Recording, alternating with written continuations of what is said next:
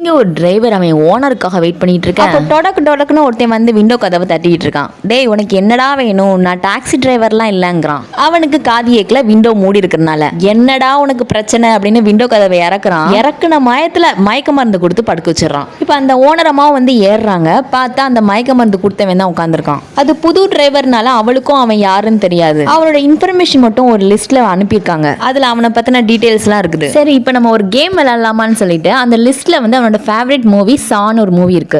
அந்த சா அப்படிங்கிற மூவில இருந்து ஒரு 10 லைன் சொல்லுங்களேன்னு சொல்லி கேட்கறான். சா மூவியா அப்படின்னு வாய பழக்கிறான். சா மூவியே தான் உங்களோட ஃபேவரட் மூவில லிஸ்ட்ல இருக்குதே அப்படிங்கிறா. ஓஹோ அப்படியா, நான் அந்த லிஸ்டே மறந்துட்டேன் அப்படிங்கிறான்.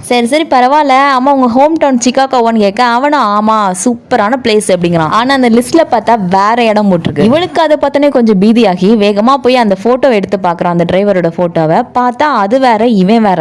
அவனும் எதுவுமே தெரியாத மாதிரி என்னாச்சுன்னு சொல்லி கேட்கறான். ஒன்னும் இல்லைன்னு பயத்துல உட்காந்துருக்கான். பின்னாடி டிக்கில இருந்து யாரோ தட்டுற சத்தம் கேக்குது. ஆமா என்ன சத்தம் இது அப்படின்னு சொல்லி கேட்கறான். அவன் சொல்றான், எனக்கு இதை தவிர வேற வழி தெரியல, நீயும் நானும் சேர்றதுக்கு இதுதான் ஒரே வழிங்கிறான். அடப்பாவி, இதுக்கு முன்னாடி நான் உன்னை பார்த்ததே இல்லையே அப்படிங்கிறான். ஏன் பார்க்கல, சூப்பர் மார்க்கெட்ல உன் பின்னாடி தான் நிப்பேன், பார்க்ல தூரத்துல இருந்து உன்னை பார்த்துக்கிட்டே இருப்பேன், ஏன் தியேட்டர்ல கூட உன்னை தான் பார்த்துட்டு இருப்பேன். ஹே ப்ளீஸ் என்னை விட்டுன்னு சொல்லி கெஞ்சுறான். ப்ளீஸ் காரை நிப்பாட்டுன்னு சொல்லி கத்துறான். சரி நிப்பாட்டுறேன்னு சொல்லி காரை நிப்பாட்டுறான். ஆனா கார் திறக்க முடியல. கார் லாக் ஆயிருக்குன்னு சொல்லிட்டு அவனை பார்க்க மயக்க மருந்து கொடுத்துறான். மறுநாள் நியூஸ்ல ஒரு பொண்ணு வினோதமான முறையில இறந்து கிடக்கான்னு சொல்லி நியூஸ் வருது. அந்த நியூஸை கேட்கறதே அந்த கொலகாரன் தான். அப்போ ஒரு பொண்ணு அந்த கார்ல வந்து ஏறி உட்கார்றா. பாவம் அந்த பொண்ணுன்னு சொல்றா. அதுக்கு அந்த கொலகாரனும் ஆமா வெளியில போனா கொஞ்சம் கவனமா இருங்க அப்படிங்கிறான்.